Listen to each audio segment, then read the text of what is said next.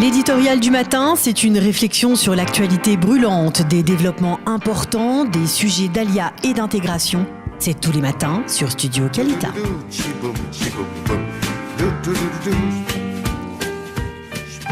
Marc Eisenberg, bonjour, Boker Tov. Boker Tov, merci bonjour. d'être avec nous ce matin. Alors, avant que vous nous souhaitiez les vœux de Shana Tova pour cette année 5778, peut-être peut-on dresser un rapide bilan de l'action de Kalita sur cette année hébraïque qui se termine aujourd'hui? Absolument. On peut parler de l'éclosion véritable de Kalita dans la communauté francophone en Israël. Vous avez fini par un chiffre sympathique, optimiste, qui est 88% des Israéliens sont satisfaits de vivre en Israël. Il y en a donc 12% qui ne le sont pas. Et il y a des gens qui sont en difficulté dans ce pays. Et parmi ceux qui sont en difficulté, il y a un certain nombre d'Olim Hadashim venus de France et qui se rendent compte qu'intégrer un nouveau pays, une nouvelle culture, c'est parfois beaucoup plus difficile qu'on ne le pense. Et contrairement à un certain nombre d'idées reçues, tous les Olim ne sont pas riches, tous les Olim n'ont pas beaucoup d'argent, ne vont pas habiter à Tel Aviv, et ils ont des problèmes. Et il peut y avoir aussi des gens qui sont en difficulté, mais qui sont tout de même satisfaits, même avec leurs difficultés, de vivre en Israël aussi. Absolument. Donc, Kalita, depuis un an, a continué à renforcer ses liens avec les associations qui sont les membres de Kalita. Nous avions 35 associations qui étaient membres il y a un an. On a pratiquement doublé le chiffre de ces associations qui, sur le terrain, interviennent pour aider une meilleure intégration des Olim dans des domaines extrêmement différents, que ce soit pour l'éducation, les enfants, le social, etc. Comment on aide ces associations? Kalita, depuis 2 ans, a distribué presque 5 millions de shekels de subventions sur des projets nouveaux de ces associations, en finançant une partie de ces projets, et également a fait de la formation pour les cadres de ces associations pour avoir une meilleure compétence professionnelle dans le service rendu aux Olim. La deuxième chose, c'est que donc le problème principal en Israël pour les Olim, c'est le problème du travail. Et pour ce faire, Kalita a donc créé, il y a quelques mois, un hub de l'emploi qui accueille d'ailleurs la radio à Jérusalem, Rehov Gan. Ce hub de l'emploi a pour objectif d'aider les francophones à s'insérer mieux dans le cadre de leur vie professionnelle en Israël. Les aider à comprendre le marché du travail, à rédiger un CV, à participer à un entretien d'embauche, mais également pour les indépendants, pour les entrepreneurs, de les mettre en contact avec des réseaux d'entrepreneurs qui ont réussi ici. Aider l'ensemble des gens qui ont un problème professionnel et également faire un peu de placement, c'est-à-dire trouver concrètement du travail pour ceux qui n'ont pas besoin d'une reconversion professionnelle ou d'ulpanim spécialisé. Nous avions comme objectif pour la première année, puisque ce hub a été lancé après Pessah, d'accompagner environ 1000 personnes et de trouver du travail pour une centaine d'entre eux. Et je suis heureux de dire qu'on est en avance de près de 50% sur nos objectifs. On a déjà trouvé du travail pour plus de 60 Olim. Ce sont des chiffres concrets. Il y a encore beaucoup de travail à faire, mais ça va. Ça veut dire que ça répondait à un véritable besoin. Ça répond à un véritable besoin. Nous avons également créé... Kalitaim, on peut parler de Kalitaim. Avant de parler de Kalitaim, disons un mot pour la radio. La radio qui nous accueille aujourd'hui. Nous avons pensé qu'il était important qu'il y ait un lien dans la communauté francophone, un lien pour tous ceux qui n'avaient pas la possibilité facilement de regarder la télévision israélienne, de lire un journal en hébreu. Cette radio donne des conseils très concrets aux Olim, comment s'inscrire dans telle caisse de santé, par exemple, ou comment passer son permis de conduire, mais également s'adresse à l'ensemble de la communauté francophone, notamment à travers l'heure d'information que vous animez avec talent, mon cher Daniel. C'est important pour s'intégrer dans un pays de savoir ce qui se passe, de connaître un peu les hommes politiques du pays, les grands événements. La meilleure façon, à mon sens, c'est d'écouter Studio Qualita tous les matins de 8h à 9h. On peut parler de phénomènes culturels, c'est-à-dire les Olim ont besoin d'un soutien, ont besoin d'informations précises sur différents sujets les concernant, mais également de découvrir la société dans laquelle ils évoluent, ils vont évoluer, de mieux connaître, en faire certains réflexes que les Israéliens ont, et peut-être qu'à travers cette radio, nous essayons de les aider à obtenir ces réflexes plus rapidement, peut-être. C'est en tout cas notre objectif, et la radio développe tous les jours ses programmes. Alors, vous avez mentionné QualiTime, c'est le projet de cette année, et c'est un projet très important. On a dit que le problème essentiel des Olim, c'était le travail, mais on se rend compte parfois avec effarement qu'un deuxième problème, c'est un problème d'accompagnement des Olim au niveau relationnel, au niveau communautaire, au niveau social. En France, on a l'habitude de communautés, notamment autour des synagogues, mais pas seulement, des centres communautaires. En Israël, ça fonctionne un petit peu moins comme ça. Et on se rend compte que parmi les francophones qui, malheureusement, considèrent que leur alia est un échec et parfois quittent le pays, certains nous expliquent que c'est simplement parce qu'ils n'ont pas eu de gens autour d'eux pour les aider au début, lors de l'arrivée, pour des tâches administratives compliquées. Lorsque vous ne parlez pas l'hébreu, vous recevez une facture de téléphone, vous ne comprenez rien, vous êtes perdu pour acheter les bons produits au supermarché. Des choses bêtes de la vie de tous les jours.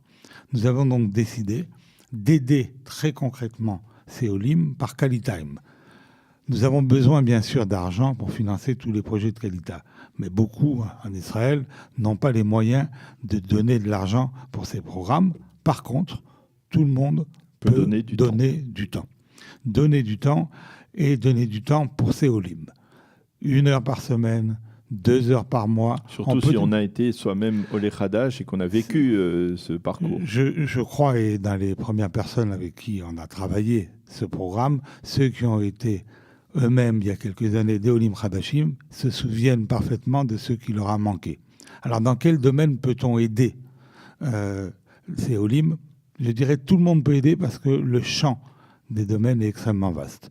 Ça peut être aider les enfants à faire des devoirs en ivrite. Les parents ne parlant pas hébreu ne sont pas capables de le faire. Ça peut être des conseils professionnels. Ça peut être une aide ponctuelle de petits bricolages à la maison. Ça peut être recevoir une famille pour un repas de Shabbat parce qu'ils sont seuls. Il y a énormément de domaines.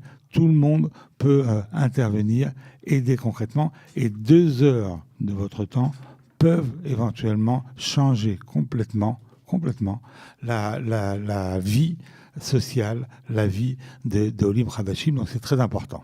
Alors comment ça va se passer très concrètement ?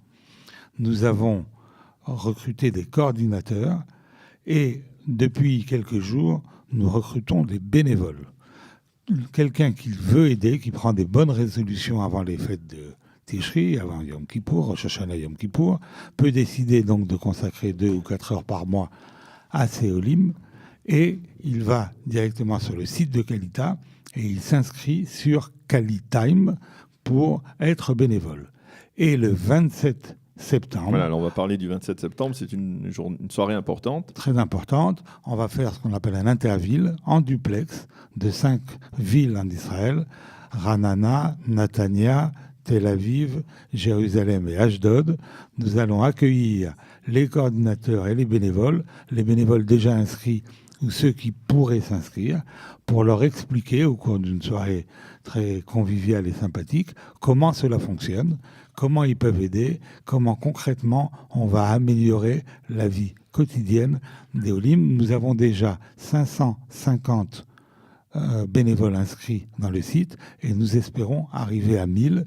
Donc tous ceux qui se sont déjà inscrits peuvent peut-être parler à un de leurs amis pour qu'ils s'inscrivent également. Et ceux qui ne l'ont pas encore fait, encore une fois, je vous invite à prendre des bonnes résolutions avant la fin de l'année. Je crois, Daniel, qu'on vous retrouvera le 27 septembre pour animer depuis Jérusalem cette grande soirée, donc qui aura lieu en duplex dans les 5 villes que je vous ai indiquées. Vous aurez tous les détails sur notre site internet. Alors, Marc, nous arrivons à la fin de cette année hébraïque. Quels sont, vous, les vœux que vous formulez, vous qui êtes aussi actif, aussi présent aujourd'hui dans la communauté francophone d'Israël? Quels sont les défis que l'on peut espérer relever aujourd'hui et pour l'année prochaine, pour l'année 5778?